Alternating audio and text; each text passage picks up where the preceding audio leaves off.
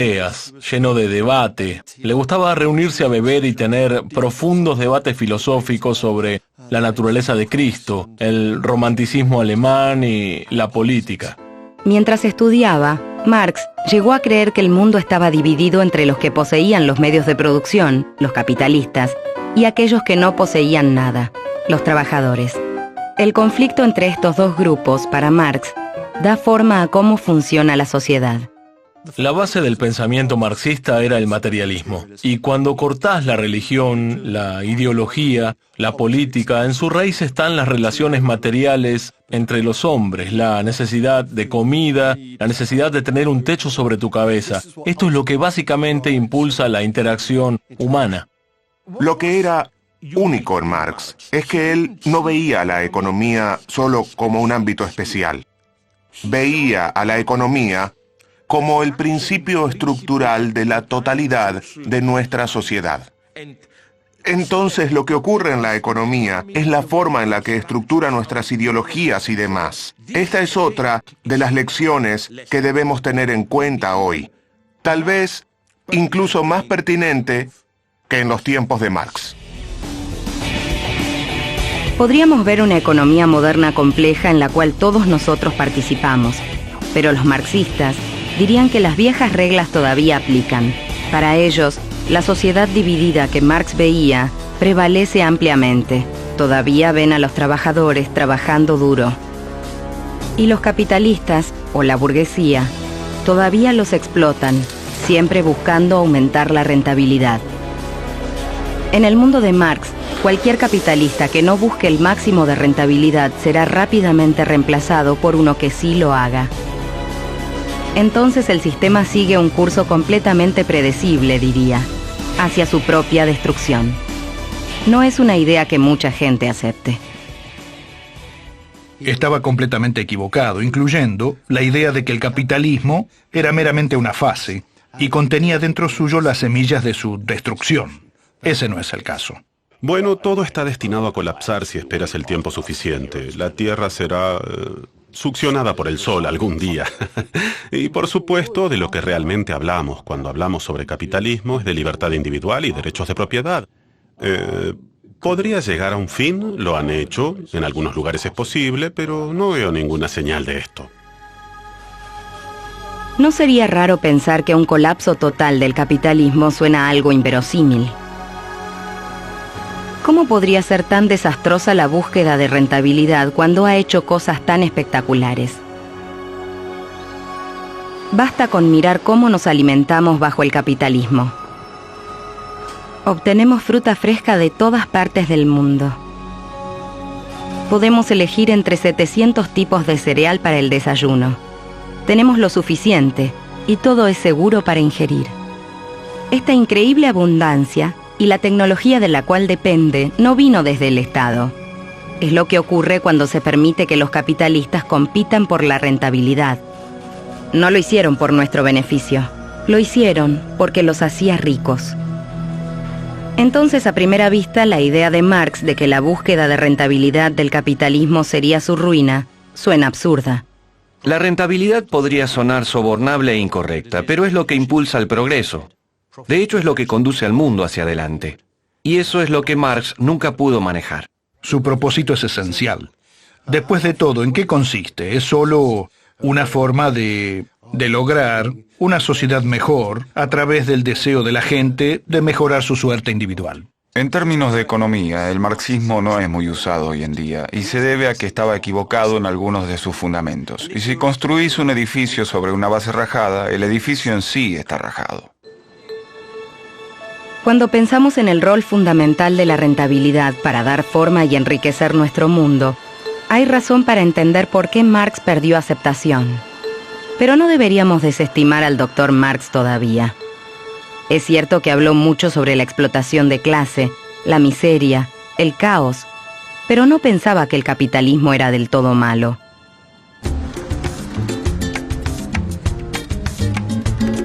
Este bar de Londres, en el Soho, esconde un pasado revolucionario. Solía ser el bar León Rojo, sede de encuentros clandestinos de comunistas en 1847, que haría eco durante años. Fue en esa reunión que le encargaron a Marx y a su amigo Engels escribir uno de los panfletos más escandalosos de todos los tiempos, el Manifiesto Comunista. Pasa por algunos borradores. Engels es el delineador clave del texto, pero luego Marx lo toma y en una especie de crisis de redacción masiva se sienta y lo escribe. Y esa es su belleza, porque lo pudo haber organizado un comité, pero fue escrito por un solo hombre. Y esa energía, esa vitalidad, esa pasión que se encuentra en el manifiesto vienen del hecho de que tiene un solo autor en las etapas finales, que es Marx. Tal vez lo conozcan por sus llamados revolucionarios a una nueva era. Lo que podría sorprender es que también contiene escritos muy perceptivos y admirables sobre el capitalismo. Lo que es sorprendente sobre muchos de los escritos de Marx es que encontrás en el comunismo un montón de buenos análisis sobre el capitalismo, y en realidad también encontrás en él mucho elogio al capitalismo.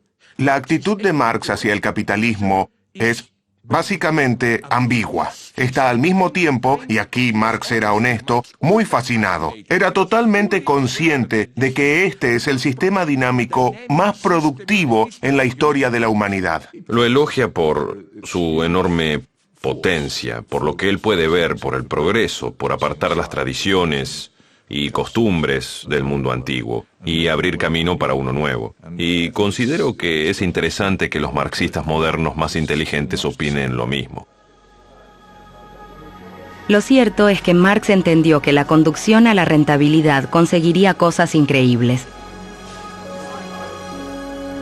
Fue el primero en mostrar lo que la actividad del hombre puede producir. Ha logrado maravillas que superan las pirámides egipcias, los acueductos romanos y las catedrales góticas.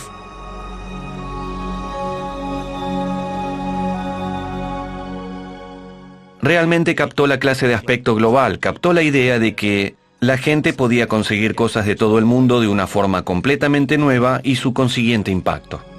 La necesidad de un mercado en expansión constante para sus productos persigue a la burguesía en todo el mundo. Debe enclavarse, asentarse y establecer conexiones en todas partes. Crea un mundo a su semejanza. Pero tiene que haber un lado negativo de la burguesía. La sociedad burguesa moderna es como el hechicero que ya no está habilitado para controlar los poderes del inframundo, al cual reclutó con sus hechizos. Por lo tanto, la burguesía termina cavando su propia tumba. Su caída y la victoria del proletariado son igualmente inevitables. ¿Cómo puede Marx pensar que el capitalismo es tan brillante y al mismo tiempo tan nefasto? La respuesta yace en cómo trata a los trabajadores.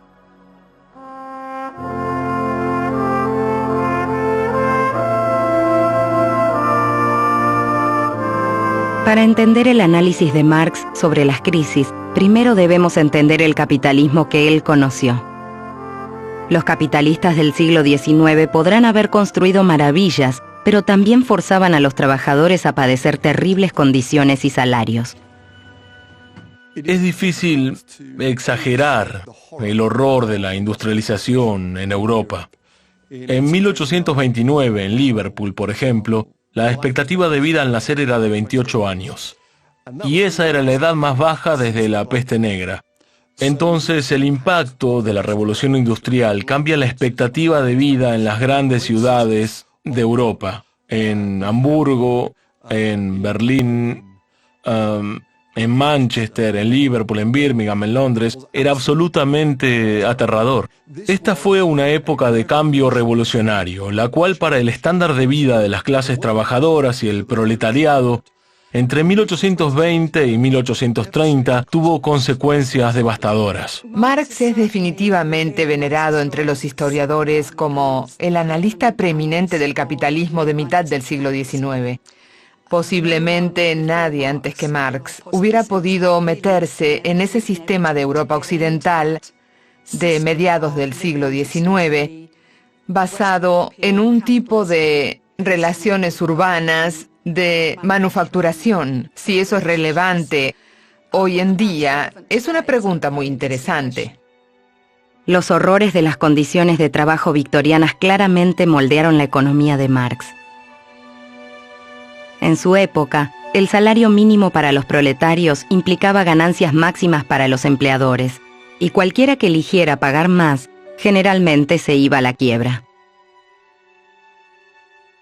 Los salarios de subsistencia siempre serán pagados en el sistema marxista. Entonces, este salario, por supuesto, es un objeto flexible. Lo que consideramos como un salario de subsistencia ahora podría no ser el mismo de Marx a mediados del siglo XIX, pero aún así, no hay modo de que los salarios lleguen a un nivel por sobre la subsistencia. Pensaba que siempre habría una presión sobre los salarios y que estos bajarían al mínimo que permitiría su supervivencia. No podrían bajar más porque los trabajadores morirían, pero él pensaba que eso los deprimiría. La realidad, claro, ha sido la contraria. Ha habido un continuo avance en los salarios, año tras año, década tras década. Marx estaba equivocado. Pensaba que todo empeoraría tanto que los trabajadores doblegarían al sistema. Aún incluso mientras él escribía, los reformistas comenzaban a deshacerse de las peores prácticas de empleo. El capitalismo se volvió más amable, no más despreciable. Pero la idea de que los intereses encontrados entre los empleadores y los trabajadores causarían las crisis, eso sí parece relevante hoy. Marx escribió que la causa definitiva de todas las crisis reales siempre resulta en pobreza y consumo restringido de las masas. En pocas palabras, si a los trabajadores no se les paga lo suficiente, no tienen dinero para comprar y la economía no se mantiene a flote. Algunos creen que esta idea es muy útil para entender la crisis en la que vivimos hoy.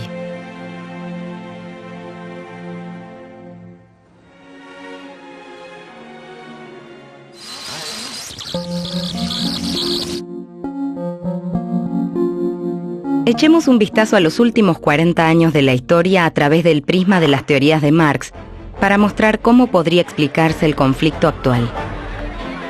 Una corporación de comunicación imaginaria podría ver todo como la lucha de clases de 1970. La lucha es por los salarios. Los capitalistas quieren pagar menos, los trabajadores quieren obtener más. En la década de 1970, los poderosos sindicatos luchaban para mantener los salarios altos. Pero en la década siguiente, fue el tiempo del contraataque de los capitalistas. Marx habría visto a Margaret Thatcher y a Ronald Reagan actuando exclusivamente por los intereses de los empleadores capitalistas. Fueron sus gobiernos los que ayudaron al comercio a deshacerse de los obstáculos que dificultaban la reducción de los salarios. The violence and intimidation we have seen should never have happened. It is the work of extremists. It is the enemy within. If they do not report for work within 48 hours, they have forfeited their jobs and will be terminated. Entonces, para la Corporación de Comunicación Marxista, los capitalistas ganaron en la década de 1980 y continuaron ganando.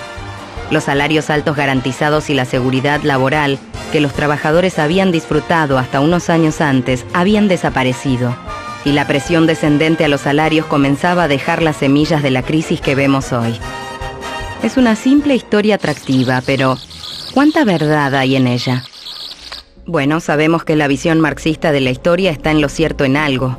Al menos en Gran Bretaña y Estados Unidos, las ganancias se han disparado a lo más alto en los últimos años, y todos los demás han sido exprimidos. En Gran Bretaña, las ganancias no sufrieron cambios ni descendieron durante la mayor parte de estos 10 años, desde antes de la crisis. En Estados Unidos, eso ocurre desde 1970.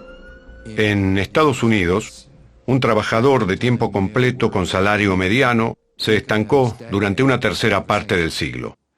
No hay ninguna clase de aumento. El ingreso doméstico hoy es el mismo que hace 50 años. Todo el aumento del ingreso ha llegado al máximo. La porción del ingreso en Estados Unidos, que iba hacia el máximo, el 1% de los ingresos domésticos, 20 años atrás estaba alrededor del 12%. Hoy esa porción está más cerca del 23%.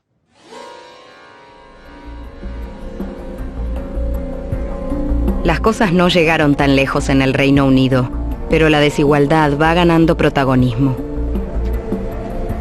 Sin embargo, en vez de verlo como una estrategia deliberada por parte de los codiciosos capitalistas, debemos reconocer que hay fuerzas más grandes operando.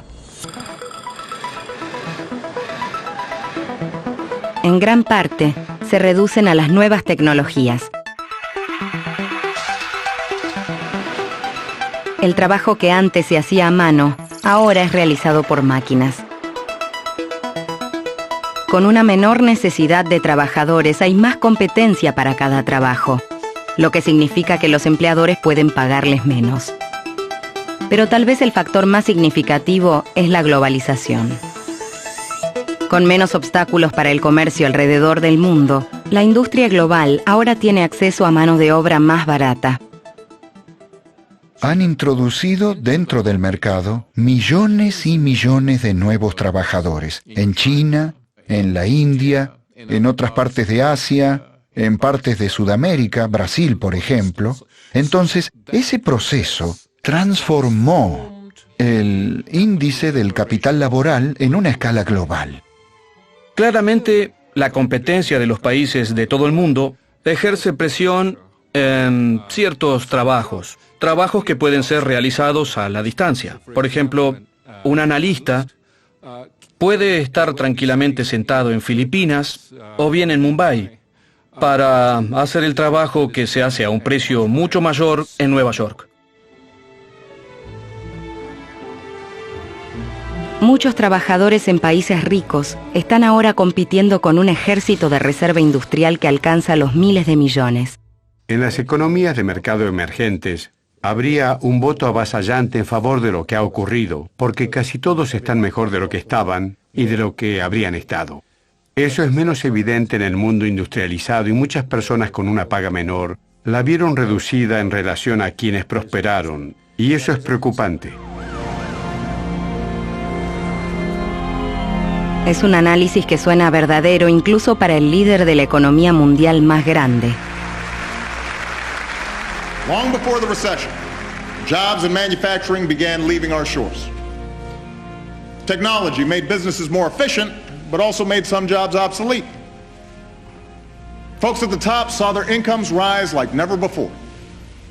But most hardworking Americans struggled with costs that were growing, paychecks that weren't, and personal debt that kept piling up. Entonces, para Marx, los salarios bajos serían la causa de las crisis en las que vivimos hoy. Incluso si dejamos a un lado la cuestión moral de si es justo tener una distribución desigual más alta de ingreso y riqueza. Incluso puramente en términos de eficiencia económica, teniendo esa redistribución del ingreso del capital laboral y de los salarios, la ganancia tiene un efecto negativo, porque tiende a reducir la demanda total, reduce el ingreso de aquellos que tienden a gastar más. Por supuesto que a fines del siglo XX ese problema pudo ser resuelto. Temporalmente, claro. Un paso adelante, la tarjeta de crédito. Había más desigualdad, había más preocupación entre la gente, y creo que eso ejerció presión para hacer algo. Las democracias funcionan bien bajo presión. Ejercer presión para que los políticos hagan algo por la gente que es dejada atrás. Lo que se debe hacer, en mi opinión, es focalizarse más en la educación, en la construcción de habilidades. Lo que ocurrió fue más una solución a corto plazo. Se les dio crédito. Con crédito para el consumo, la gente puede seguir gastando incluso si no tiene el dinero. La economía se mantiene a flote y los capitalistas obtienen su ganancia. Como sabemos, funcionó bien más allá de las tarjetas de crédito. Lo que básicamente llevó a la crisis a un punto crítico fueron los miles de millones de hipotecas. La gente creía que el valor de su casa continuaría en alza por siempre. El crédito hipotecario es hermoso, porque si el valor de tu casa está aumentando y estás pidiendo prestado en contra del incremento de ese valor, no sentís que te estás endeudando. Pero sí hay endeudamiento. En Estados Unidos ocurrió en una escala masiva. Ahí, como sabemos, los capitalistas se estaban volviendo más y más ricos. No podían gastar todo su dinero adicional. Impulsados como nunca por el deseo de generar más ganancias, lo prestaban en formas más y más peligrosas. El nombre dado a este préstamo puede sonar familiar. Subprime. Lo que hicimos fue lo siguiente. Como los ingresos de muchos de los estadounidenses se estancaban o incluso disminuían, dijimos, no dejes que te moleste. Seguí gastando como si tu ingreso aumentara. Y eso lo hicieron muy bien. ¿Quién se opondría? ¿Los bancos que ganan dinero? ¿Las familias que consiguen su casa? ¿Los políticos que tienen electores felices? Digo, no hay nadie que sea infeliz en este proceso hasta que colapse. El subprime es el final del juego, si se quiere. La solución de la deuda a la falta de un mercado. Y es la culminación del intento de evadir las crisis que crecen por la falta de demanda efectiva en el mercado. Y luego lo que haces en su lugar es terminar creando una crisis de crédito. Entonces, el subprime es el final de ese proceso. Y todos sabemos cómo terminó. En retrospectiva parece obvio.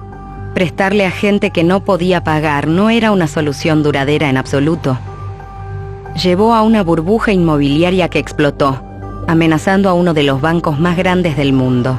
Y gracias a la globalización, lo que comenzó en Estados Unidos se expandió e infectó al sistema entero, causando una recesión global.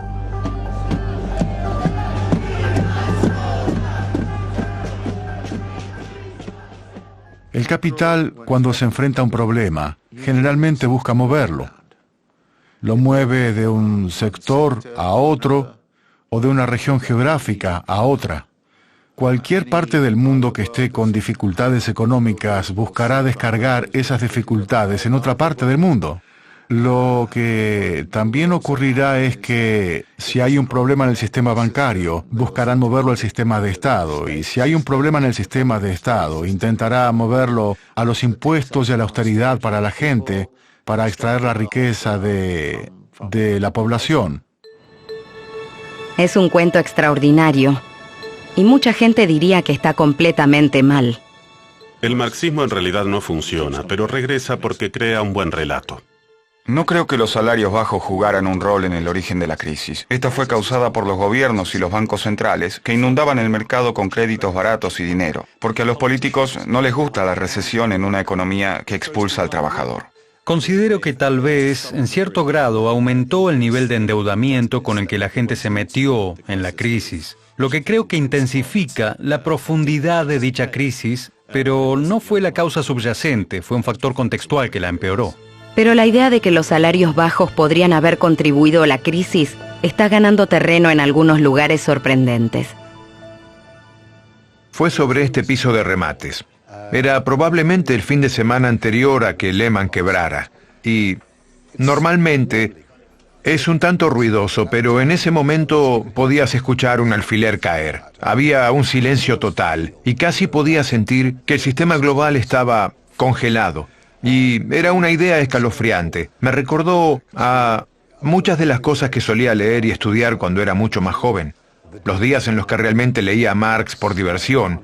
Fue un comentario que subí en un cable de noticias y fue uno de los más comentados durante algunas semanas, pero había mucha gente que se oponía a la idea de que cualquier cosa que fuera socialista o marxista podía ser considerada seria en lo convencional. Gran parte de este odio por correo electrónico provenía de los Estados Unidos y fui acusado de ser un clon de Obama. Hubo muchas reacciones negativas de gente que probablemente, como era de esperar, ya había atado sus propios colores ideológicos al mástil. Pero la gente que sí considera valioso a Marx no necesariamente lo sigue por completo. No creo que nadie seriamente crea que todo esto se trate del surgimiento de la dictadura del proletariado o algo por el estilo. Pienso que Marx ayuda a enmarcar el problema, pero creo que las soluciones tienen que ser diferentes dado el ambiente en el que estamos. Excepto que Marx insistía en que la trampa es ineludible. Los capitalistas deben buscar rentabilidad sobre todas las cosas o caerán. Entonces, ¿por qué elegirían dar a los trabajadores una parte de sus ganancias? Lo que Marx decía es que tenemos que encontrar formas de salir de estas crisis, mirando más allá de la restauración del poder de la clase capitalista. Y pienso que este es un tiempo en el que necesitamos empezar a pensar en una solución revolucionaria otra vez. Pero ¿quién se rebela en contra de quién exactamente? Marx dividió al mundo cuidadosamente entre trabajadores y capitalistas, pero hoy en día su rigurosa distinción es increíblemente borrosa. Los empleadores trabajan para sí mismos y los trabajadores poseen acciones. En nuestro mundo moderno, demasiadas personas tienen participación en el sistema, ya sea con teléfonos celulares o planes de pensión, como para hablar de una revolución. Creo que el capitalismo sobrevive porque su núcleo funciona. Impulsa el progreso, impulsa a la gente. Es atractivo para las cosas básicas en la vida de las personas, intentar salir adelante y mejorar todo para sus hijos. El hecho de que más personas ganen en vez de perder es lo que realmente mantiene dicho impulso. ¿Pero qué ocurre con la gente a la que el capitalismo le falla? ¿Qué tiene Marx para decirles? Increíblemente, de toda su crítica al capitalismo no nos ofrece ninguna idea de cómo podría ser una alternativa más justa.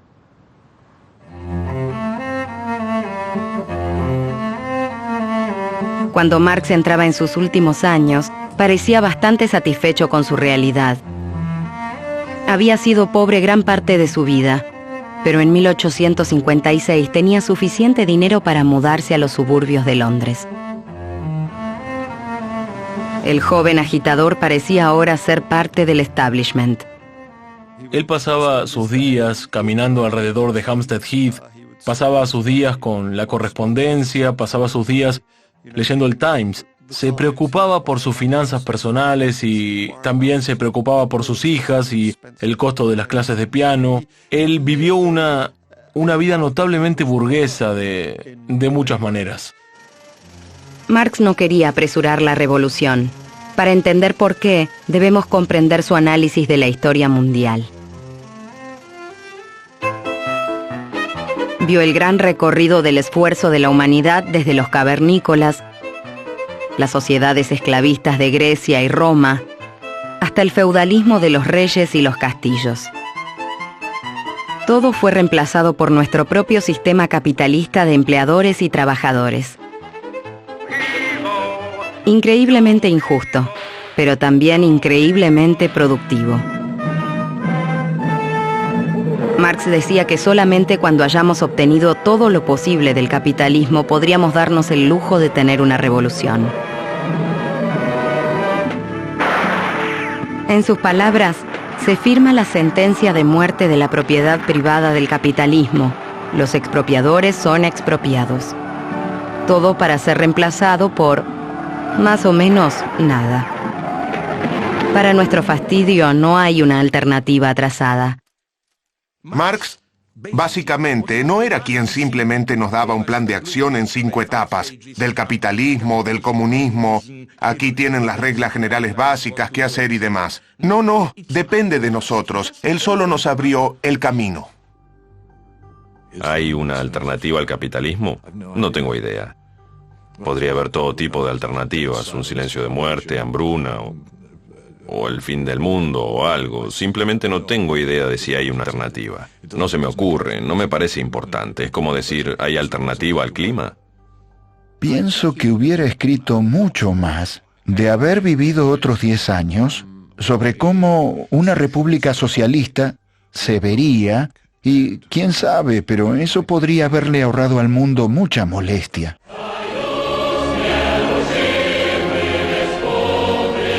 Sin su plan de acción, todos sabemos lo que ocurrió después.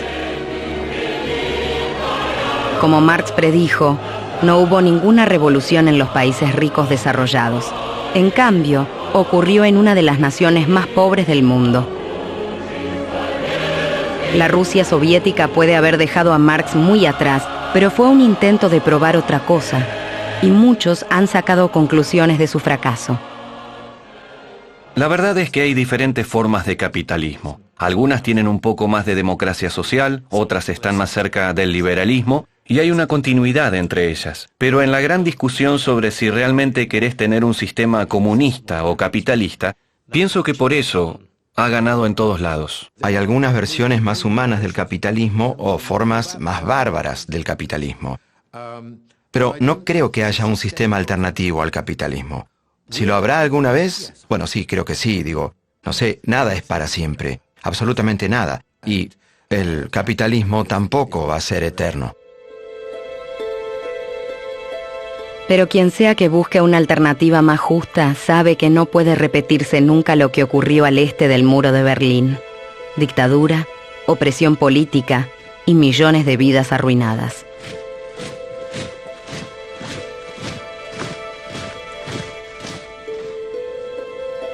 Desde 1945 hasta 1989, este fue el principal centro de detención de presos políticos en Alemania del Este.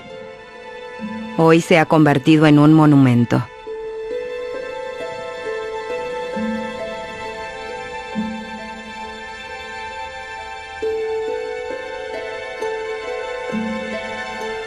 Es posible que lugares como este expliquen por qué incluso las críticas más duras al capitalismo pocas veces hablen seriamente de reemplazarlo.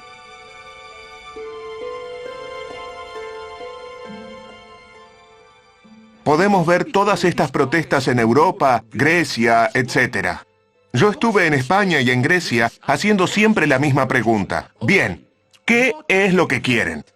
Además de algunas respuestas puramente morales, no obtuve ninguna propuesta concreta, respuestas como, oh, el dinero debería servir a la gente y no la gente servir al dinero. Por favor, hasta Hitler habría estado de acuerdo con esta idea. Uno podría pensar que con esta implosión del sistema bancario en el corazón del sistema capitalista, en Estados Unidos, en el Reino Unido y demás, habría una gran fiebre por el marxismo y el socialismo extremo, pero eso no ocurrió.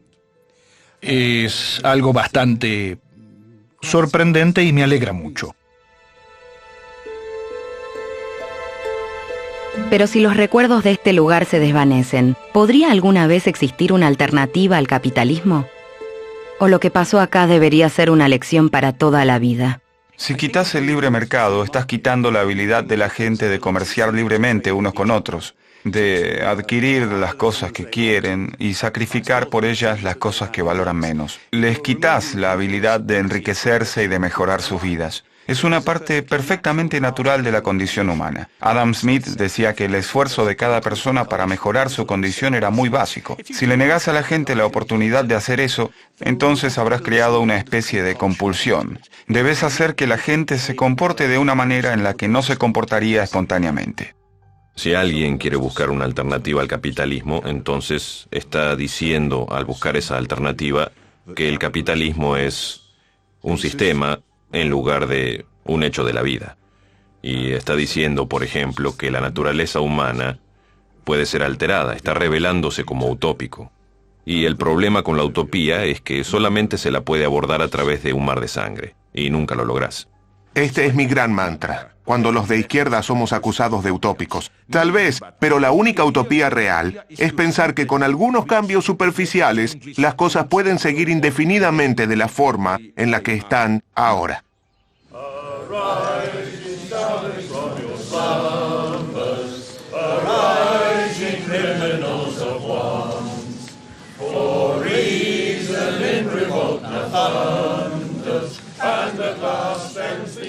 Marx falleció en 1883. En un texto junto a su tumba, su viejo amigo y colaborador Friedrich Engels declaró: "Su nombre y su trabajo perdurarán a través de los años". Durante gran parte del siglo XX, su nombre se mantuvo, aunque en general por razones incorrectas.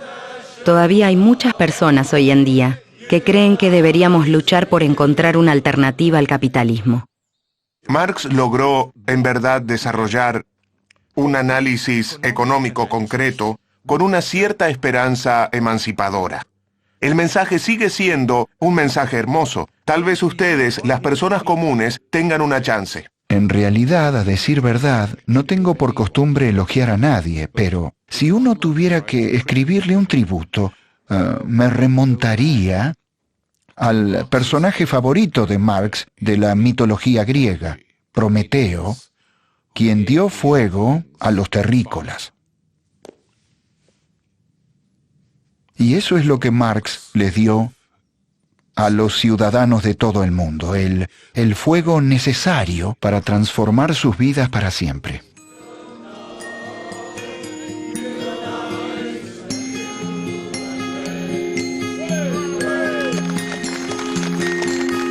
Pero ¿qué valor tiene Marx para aquellos menos inclinados hacia la revolución? Fundamentalmente, Marx nos recuerda que si el capitalismo no funciona para todos, podría no funcionar en absoluto. Sin dudas, ha habido cambios significativos en la desigualdad y en la distribución del ingreso, lo cual nos hace detener en los beneficios del desarrollo de la producción y de la prosperidad que hemos visto. Y no creo que podamos permitirnos creer que los beneficios de una economía de mercado y de traer prosperidad estarán ahí sin que haya un compromiso colectivo para mantener el sistema, y eso requiere que la gente crea que todos se beneficiarán. Pienso que parte de la fealdad del capitalismo que él vio en el siglo XIX parece estar reapareciendo en el siglo XX y en el XXI. En cierta manera tenemos que mantener nuestra perspectiva al respecto. Las condiciones de salud mejoraron mucho, los estándares de vida están partiendo desde un nivel más alto, pero aún debemos tener presente que las cosas no son del modo que deberían ser y tampoco se mueven como deberían.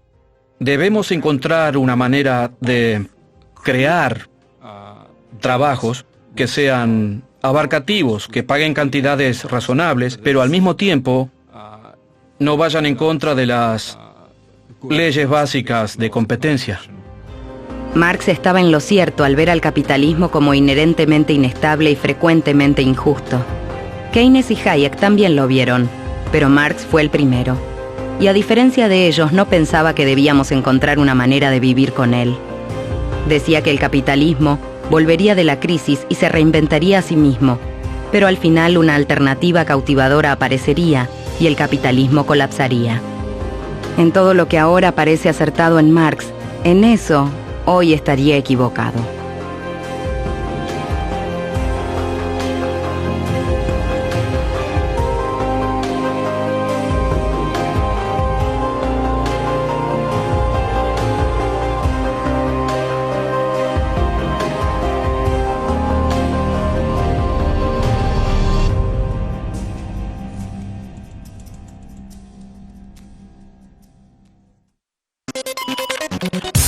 Descubrir. Crear. Aprender. Participar. Televisión más internet.